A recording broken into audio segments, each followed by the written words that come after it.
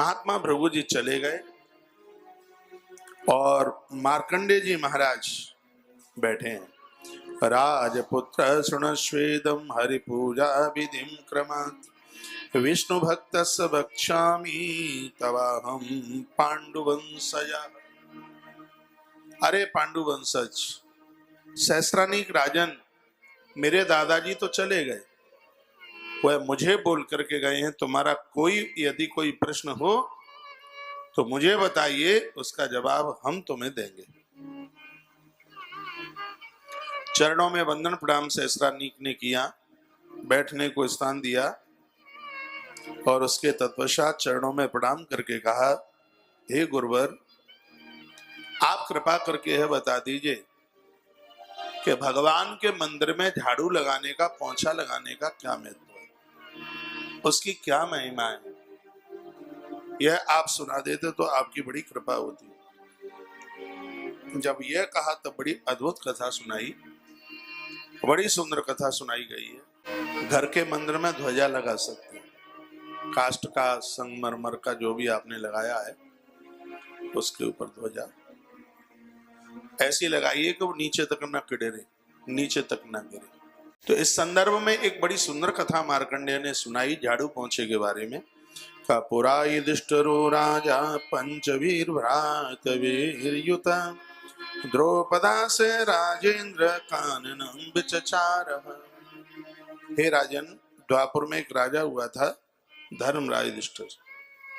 इंद्रप्रस्थ नगरी का राजा था। 4 भाई और थे उनके, ये 5 भाई थे। 5 भाइयों की एक पत्नी थी जिसका नाम था द्रौपदी। द्रौपदा सह राजेंद्र काननम विचचारः। एक बार ये 6 जन वन में निकल गए, उनको वनवास मिला था, 12 वर्ष का वनवास मिला। तो 6 के 6 जन वन में भटक रहे थे, वन में गए। ये कथा आपने नहीं सुनी होगी इसलिए सुन लीजिए। ततो युधिष्ठिरो राजा प्रशस्त तीर्थमुत्तमं दर्शनम मुनि मुख्यस्य तीर्थ धर्मोपदेशिना। राजा का जैसे उस वन में पहुंचना हुआ, इधर उधर वो भटक ही गए थे। राजा को उस वन में काफी महात्मा लोग भी मिले और आगे वो बढ़ते ही गए आगे। तो इन्होंने अपनी आंखों से 2 महात्माओं को देखा। वो महात्मा क्या थे? वो राक्षस निशाचर ही संत वेश में उस वन में राजा के सन्मुख चल के आ गए, युधिष्ठिर के सामने। ततो युधिष्ठिरो राजा प्रस्तस तीर्थमुत्तमं दर्शनम मुनि मुख्यस्य तीर्थ धर्मोपदेशिना। राजा को लगा कि शायद ये कोई प्रमुख महात्मा है। बोलो बांके बिहारी लाल की जय, श्री हनुमान जी महाराज की जय, जय जय श्री राधे, जय जय श्री राधे, जय जय। श्री राधे श्याम।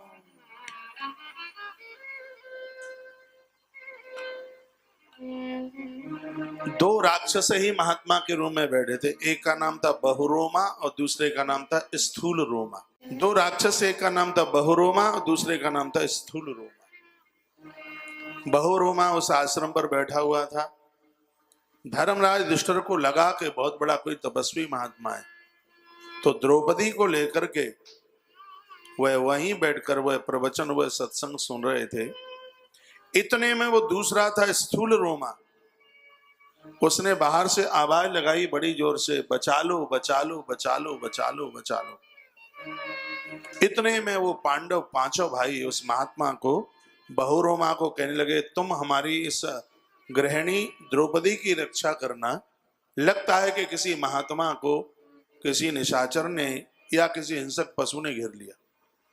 सो 5 के 5 भाई खड़े होकर के वहां से चल पड़े और अपनी पत्नी को, द्रौपदी को, वह उस बहुरोमा के पास साधु बना हुआ बैठा था, उसके पास वह छोड़ करके चले गए। बाहर गए, स्थूल रोमा निशाचर साधु के वेश में था, बहुत दूर निकल गया। अर्जुन ने अपने भाइयों को कहा, तुम द्रौपदी की रक्षा करना और इसको मैं जा करके देखता हूं। सो अर्जुन को बहुत दूर बियाबान जंगल में लेकर के वो चला गया पूछा अर्जुन ने कि कहाँ है वो राक्षस निशाचर जिसने तुम्हारे ऊपर आघात किया है? कहा थोड़ा और आगे है। फिर कहा थोड़ा और आगे है। जब अर्जुन बहुत अंदर चले गए तब उस समय आकाशवाणी हुई, और आकाशवाणी ने क्या कहा? देखिए प्रकृति कैसे संग देती है। ये कथा नहीं सुनी होगी, सुन लीजिए। आकाशवाणी ने अर्जुन को कहा कि दानवो हम महाराजा मुनि स्थूल शिरास्तता नासा प्रतः केना माई सासस दुरात्मना। ये कोई तपस्वी महात्मा नहीं है, ये स्थूल सिरा नाम का ये निशाचर है, और उधर द्रौपदी का हरण इसके दूसरे भाई ने कर लिया है। तुम इसके चक्कर में ना पड़िए, इसको मौत के घाट उतारकर अपनी अर्धांगिनी का बचाव कीजिए। और उसी समय वाण उठाया, इसकी छाती में मारा, इसमें से एक दिव्य पुरुष प्रकट हो गया जो अर्जुन को प्रणाम कर रहा था। अर्जुन ने पूछा तू कौन है? तब इसने जवाब दिया कि पूर्व जन्म का मैं। इस प्रकार से एक सुदर्शन नाम का राजा, गलती मैंने की थी, अंगरा महात्मा को देख करके मैं हंस रहा था, मैं मुस्कुरा रहा था, और उसने मुझे राक्षस होने का श्राप दे दिया। हे राजकुमार, आज तुम्हारे द्वारा मेरा उद्धार हुआ। पूछा तो मेरे हाथों से तेरा उद्धार हुआ? है बात समझ में नहीं आई। उसने जवाब दिया गलतियां तो मैंने बहुत ज्यादा करी हैं, लेकिन उस समय उस महात्मा ने मुझे कहा था कि तुमने इस आश्रम में रह करके मुझसे कहा था, मुझे उनके आश्रम की कभी सेवा मिली थी। पहले मैंने गोबर और पीली मिट्टी से उस मंदिर की लिपाई की थी, दीवालों को सबको लिपा था मैंने। तो उस महात्मा ने कहा ये पुण्य तो तेरा खत्म नहीं होगा, और उस पुण्य के प्रभाव से आने वाले समय में मां कुंती के पुत्र अर्जुन के द्वारा तेरा उद्धार होगा। तो उस मंदिर की लिपाई पुताई के द्वारा आज मुझे सौभाग्य प्राप्त हुआ है, आपके हाथों से मैं मुक्त हो गया। और उसी समय वो देखते ही देखते भगवत धाम के लिए प्रस्थान कर गया। तत्पश्चात सहस्रानीक ने पूछा कि द्रौपदी का क्या हुआ? का अर्जुन वापस लौट रहे थे, इतने में युधिष्ठिर और भीम उस आश्रम में पहुंचे तो वो तो निर्जन था, वहां तो द्रौपदी थी नहीं। इधर उधर सब ढूंढ रहे थे। भीम ने पीछा किया, ये भाग रहा था जोर से, तो भीम ने दौड़ करके उसको जाकर के पकड़ लिया, और भीम ने जैसे ही मुष्टिक उसकी पीठ के ऊपर बड़ी जोर से प्रहार किया, वो अपने असली रूप में चल करके वह आ गया। वह भी रोने लगा, मुझे क्षमा कर दीजिए, मुझे माफ कर दीजिए, मैंने पूर्व में बहुत बड़ा अपराध किया है। एक मंदिर में मैं रहता था, मंदिर में आने वाली युवतियां और स्त्रियां, मैं इतना भ्रष्ट और इतना लंपट, मैंने उनके धर्म के साथ खिलवाड़ की तो उसका पाप यह था। मंदिर में किए गए ये सब अपराध तो ये वज्र की तरह हो जाते हैं।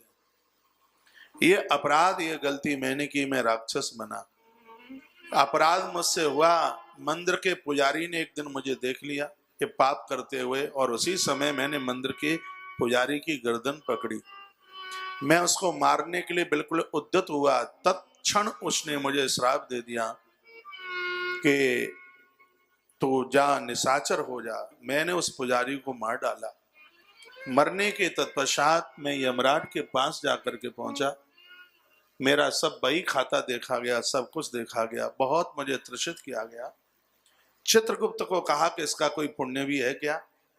तब चित्रगुप्त ने खाता खोलकर देख करके कहा, मंदिर में जिस पुजारी को इसने मारा है उस मंदिर में यह नित्य सुबह भोर में जल्दी जग करके झाड़ू लगाता था, और झाड़ू लगाने का पुण्य यह है, धरती पे जाकर ये राक्षस तो बनेगा, लेकिन कुंती पुत्र भीम के द्वारा इसका उद्धार होगा, आत्म कल्याण होगा। वो भी मानेगा नहीं, स्त्री का हरण करेगा, क्योंकि स्त्रियों के धर्म बिगाड़ते बिगाड़ते मरा है। आदमी जो काम करते करते मरता है, उसी काम से उसकी यात्रा आरंभ होती है।